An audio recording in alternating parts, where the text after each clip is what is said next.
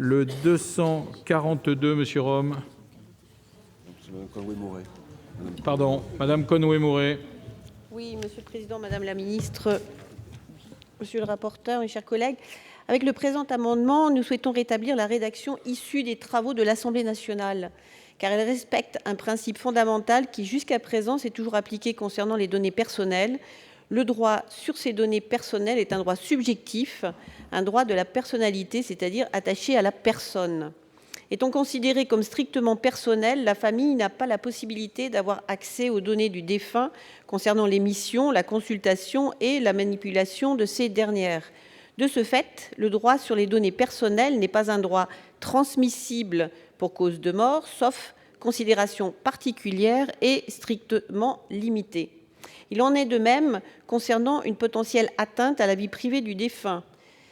Comme a pu l'indiquer la jurisprudence, le droit d'agir pour le respect de la vie privée s'éteint au décès de la personne concernée, seule titulaire de ce droit.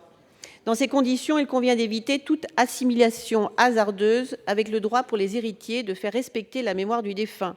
En rétablissant une forme de continuité entre les successions physiques et les successions numériques, la position de la commission des lois refuse de prendre en considération la spécificité du monde numérique qui ne peut être identifié au monde physique, car ces deux espaces évoluent selon des modalités et une temporalité différentes.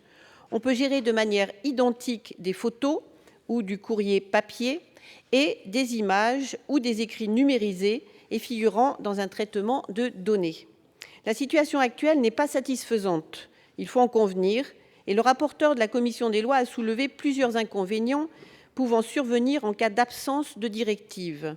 Mais la spécificité du cyberspace est qu'on ne peut y évoluer sans laisser nécessairement des traces de son passage dont on ne maîtrise pas complètement la destinée.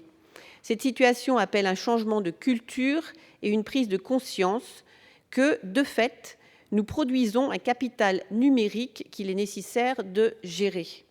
À ce stade, approfondissons la réflexion pour trouver des solutions avec tous les acteurs concernés, citoyens, pouvoirs publics, professions du droit des successions, responsables des traitements, pour répondre aux difficultés qu'il ne faut pas méconnaître, tout en restant fidèles aux principes qui fondent le droit des données personnelles.